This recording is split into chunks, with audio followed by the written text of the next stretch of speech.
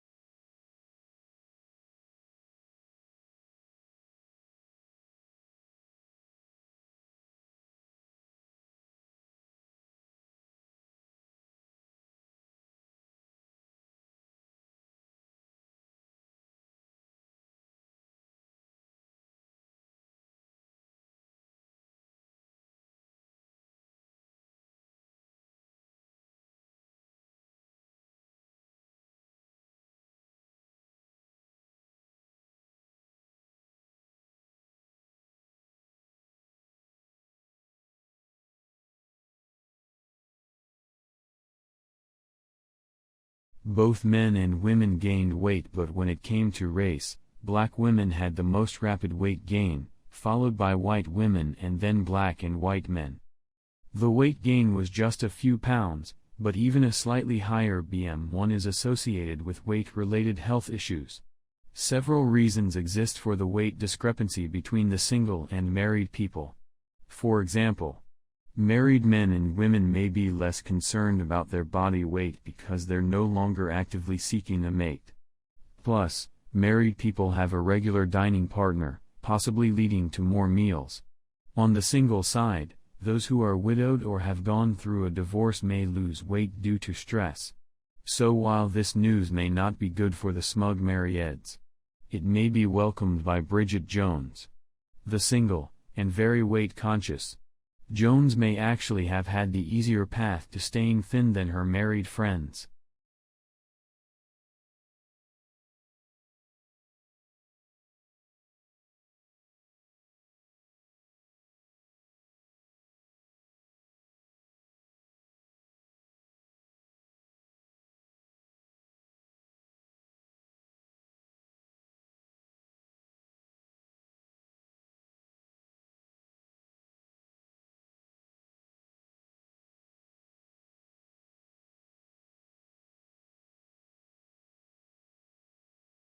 China is stepping up its efforts, so announcing a long-awaited plan to link up its southern Pearl River Delta into a massive hub of technology, research, finance, and innovation. The possibilities and challenges of the project are both equally challenging and promising, according to analysts. Some describe the plan as an attempt to create a mega-city to rival Silicon Valley, the U.S. technology powerhouse that is home to companies such as Google, Facebook, and Apple. But while Silicon Valley has a population of 3.1 million, the Greater Bay Area will link up 9 cities together with Hong Kong and Macau with a total population of about 70 million, and the economic heft, state media argues, to drive the Chinese economy, let alone the world.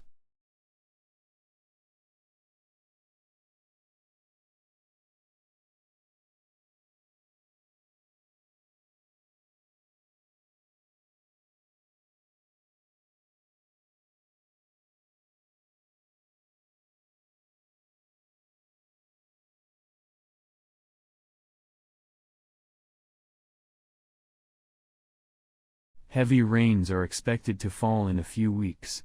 Aid agencies are racing to shore up flimsy shelters and stabilize shaky terrain before the monsoon season begins. The UN Refugee Agency UNHCR says the work ahead is monumental, but preparations are off to a better start this year than last. Aid agencies last year had to deal with the massive influx of more than 740,000 Rohingya refugees fleeing violence and persecution in Myanmar.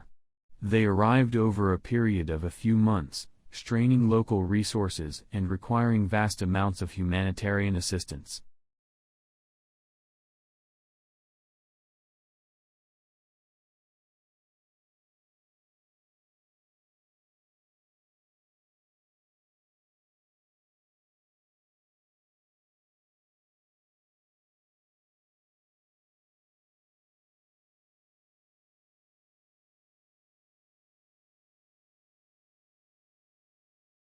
The World Health Organization says 12 years ago, India alone was responsible for almost 70% of all polio cases around the world.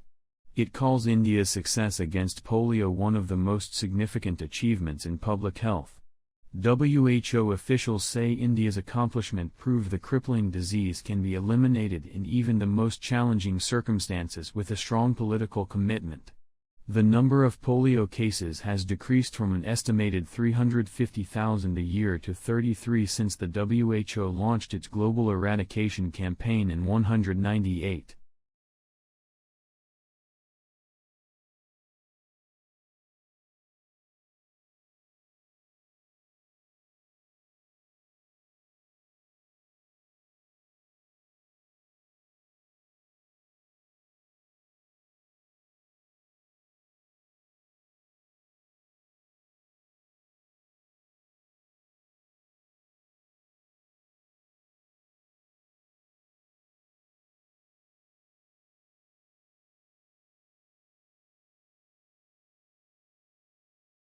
Let's imagine a college student being late for class.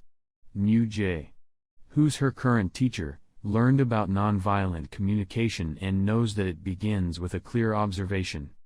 During observation he tries noticing concrete facts, things that happen at that very moment. New J jots down that N arrived 20 minutes late and that his pulse is up. Possibly a sign of stress.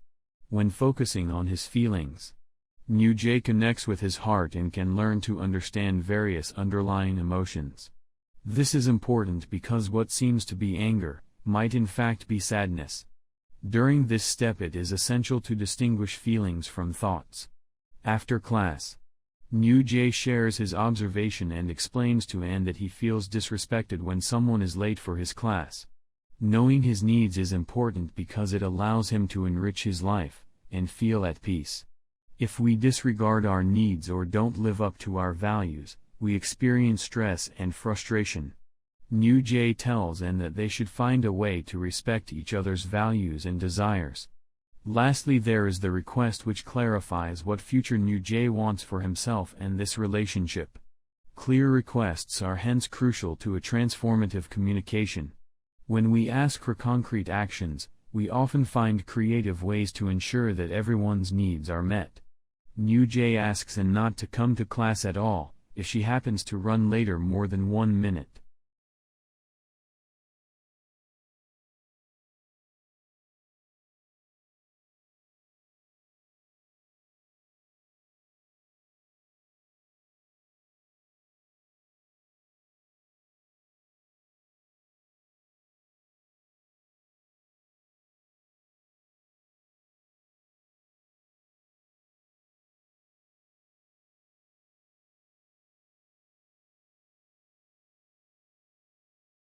If you have a dog, you may have noticed that sometimes it seems to be smiling. But, of course, we know that dogs don't really smile. That's just how dog mouths appear sometimes, right? Perhaps, but according to neuroscientist Jacques Panksepp of Bowling Green State University, some animals do laugh. When chimps play, Panksepp notes, they make panting sounds that could be a form of laughter. Even rats have a way of laughing, by chirping when they're playing with each other or being tickled by humans. But, if animals do in fact laugh, what are they laughing at? Scientists have long known that for many animals, life isn't all about hunting, foraging, fighting, and sleeping. Young animals also play a lot, which suggests that animal laughter is related to playful joy.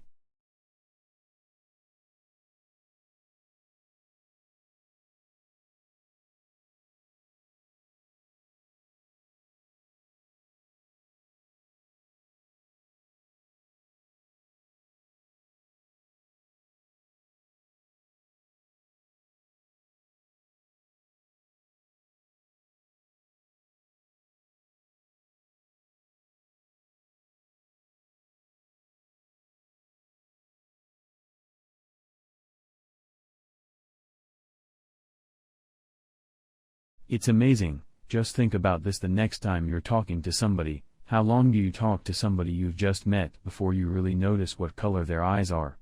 What shape is their eyebrow? What color clothing are they wearing?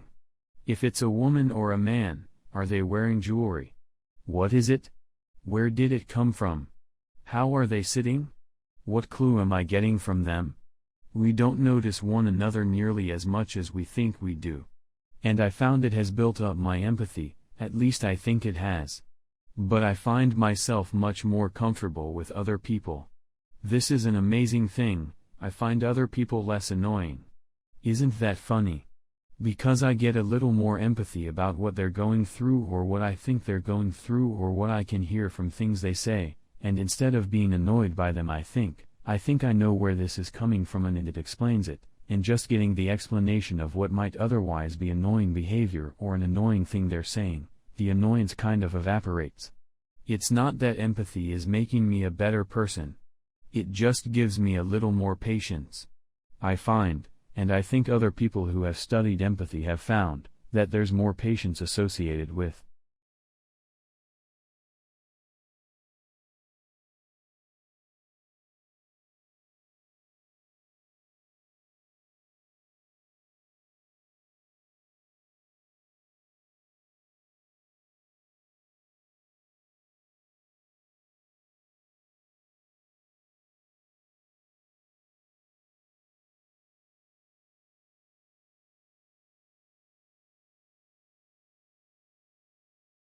At the Smithsonian American Art Museum, you can see a large heart-shaped sculpture made of blown glass. The deep red-colored heart is topped with a burning flame also made of glass. It is called the Sacred Heart of Healing and was made by the artist Tim Tate. How did he make this interesting glass form? Today we answer this question as we explore the art of making glass. Throughout history, people from cultures around the world have been making glass. People first found and used glass made by nature. For example, lightning can create tubes of glass when it strikes sand that has the right combination of minerals. Glass pieces produced by lightning are called fulgurites. Obsidian is a kind of black glass formed when the heat of a volcano melts the silica material in sand.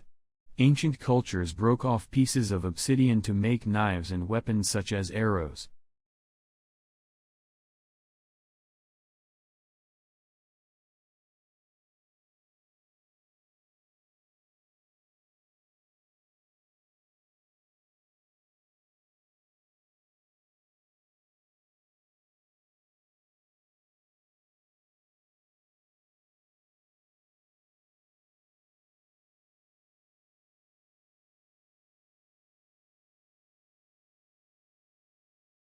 If you can read a clock, you can know the time of day.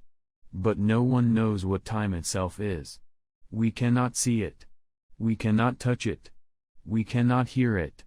We know it only by the way we mark its passing. For all our success in measuring the smallest parts of time, time remains one of the great mysteries of the universe. One way to think about time is to imagine a world without time. There could be no movement because time and movement cannot be separated. A world without time could exist only as long as there were no changes. For time and change are linked. We know that time has passed when something changes.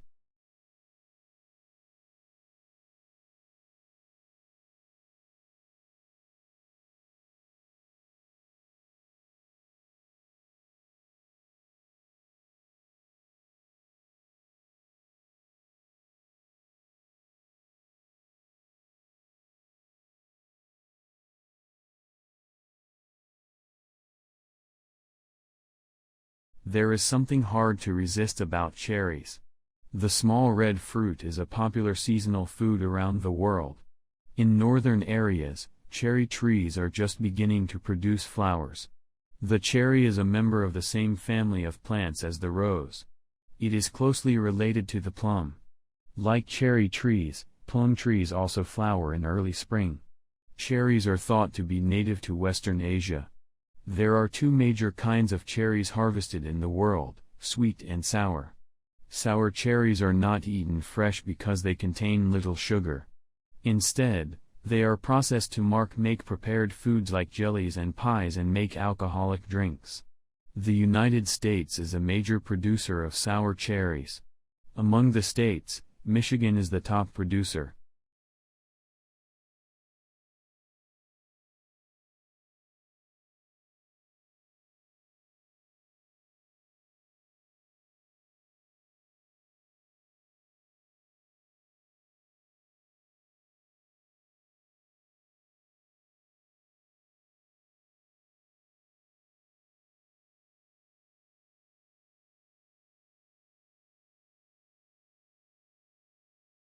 The weather report advised us to prepare for a big freeze.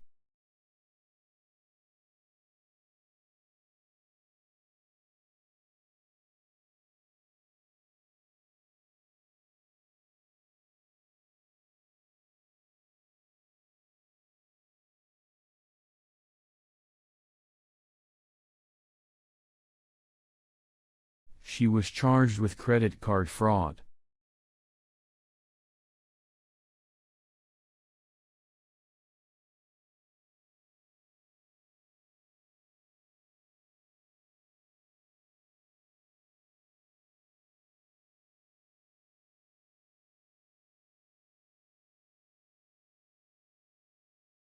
Application forms for sharing accommodations must be completed 2 months in advance.